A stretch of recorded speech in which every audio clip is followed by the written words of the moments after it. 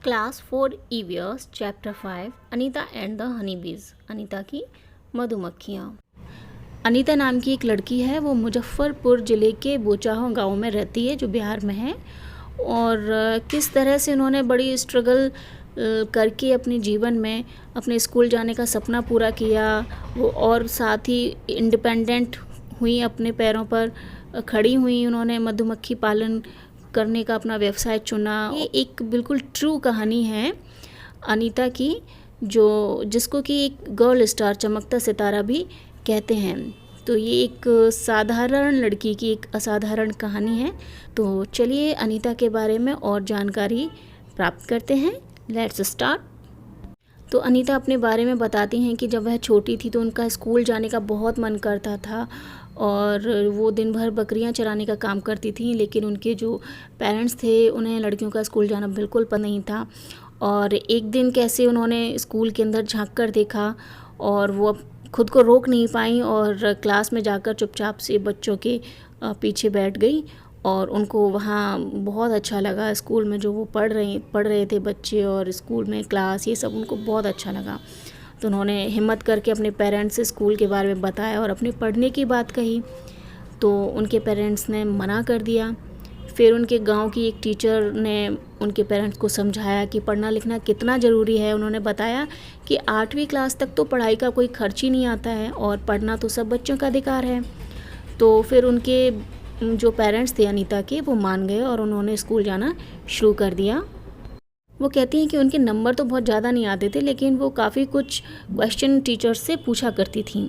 देखते ही देखते अनीता के 5 साल बीत गए। फिर कहती हैं कि मैंने 5वीं कक्षा पास कर ली और फिर मुझे पता चला कि 6ठी कक्षा से खर्चा बढ़ जाएगा। तो उनके पेरेंट्स ने कहा कि अब स्कूल आप छोड़ दो। लेकिन कहती हैं कि मैं आगे पढ़ना चाहती थी, तो मैंने इसका कुछ सॉल्यूशन ढूंढा। मैं अपने से छोटे बच्चों को पढ़ाने लगी और उससे जो मुझे पैसे मिलते थे उनसे मैं अपने आगे की पढ़ाई को कंटिन्यू कर पाई। साथ ही वो अपनी एक मेमोरी को शेयर करती हैं, बताती हैं कि मुझे याद है कि गांव में कुछ बड़े लड़के भी बच्चों को पढ़ाते थे। उन्हें मेरा बच्चों को पढ़ाना बिल्कुल पसंद नहीं था। उन्होंने मेरे पास आने वाले बच्चों को डराना, धमकाना शुरू कर दिया। 2 बच्चों को छोड़कर सब ने आना बंद कर दिया। लेकिन कुछ दिनों बाद बाकी बच्चे भी लौट आए क्योंकि मैं उन्हें प्यार से पढ़ाती थी। बच्चों, आपको बताया जैसे कि टीचर अनीता के पेरेंट्स को समझाती हैं कि बच्चों का पढ़ना तो कानूनी उनका अधिकार है। तो ये एक आरटीआई अधिनियम भी बना है 2009 में। इसमें बच्चों को 6 से 14 साल के जो बच्चे हैं उनको मुफ्त एवं अनिवार्य शिक्षा का अधिकार प्राप्त है। और आगे कहती हैं अनीता कि धीरे धीरे मैंने गांव वालों को समझाना शुरू किया कि सभी लड़कियों को स्कूल भेजें। और घर में मेरे माता पिताजी ने भी मेरी मदद करनी शुरू कर दी इस चीज़ में। मेरी घर का सारा काम मेरी माँ करने लगी और मुझे पढ़ने के लिए काफ़ी अब समय मिलने लगा। वो एक राज की बात बताती हैं कि मैंने किसी को बताए बिना मोटरसाइकिल भी चलाना सीखा और कई बार उनको चोट लगी पर काफ़ी मज़ा आया।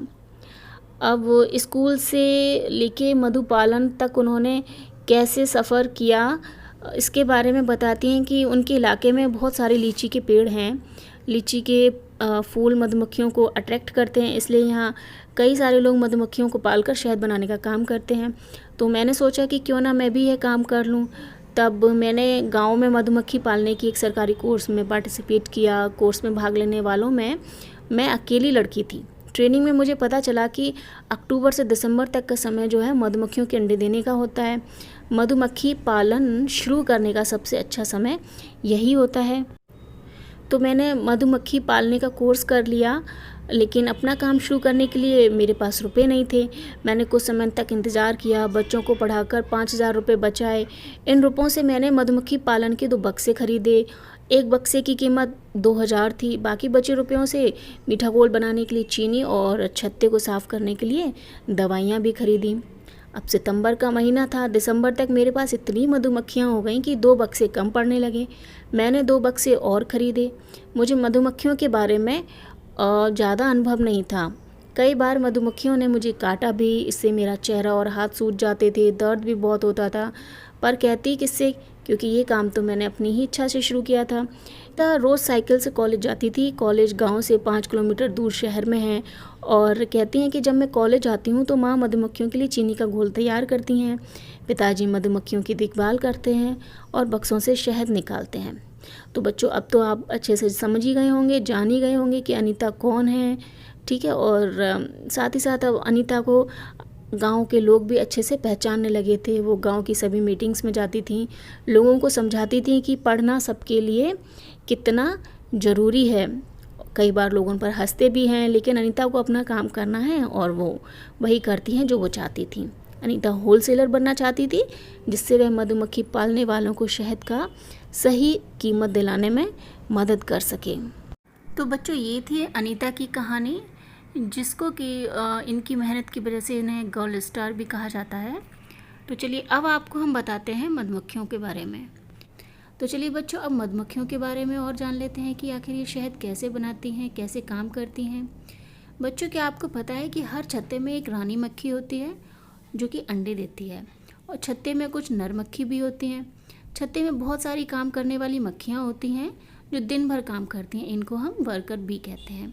इनका काम होता है शहद के लिए फूलों का रस ढूंढना, और जब किसी मक्खी को रस मिल जाता है तो वे एक तरह का नाच करती हैं, डांस करती हैं। उससे दूसरी मक्खियों को पता चल जाता है कि रस कहाँ है।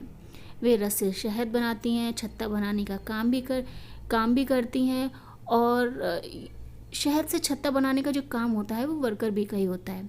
और बच्चों को पालना भी इन्हीं का काम होता है। ये ना हो तो ना छत्ता बने और ना ही शहद इकट्ठा हो। शहद के बिना छत्ते की सारी मधुमक्खियाँ भूखी ही रह जाती हैं। तो नर मक्खी छत्ते के लिए तो कुछ खास काम ही नहीं करते हैं। सेम इसी तरह से मधुमक्खियों की तरह ही चींटियाँ भी मिलजुल कर रहती हैं। सभी चींटियों का काम बँटा होता है। रानी चींटियाँ अंडे देती हैं, सिपाही चींटी बिल का ध्यान रखते हैं, और काम करने वाली जो चींटियाँ होती हैं वो भोजन ढूंढकर बिल तक लाती हैं। और दीमक और ततैये भी इसी तरह से ग्रुप में रहते हैं और सेम वर्क करते हैं।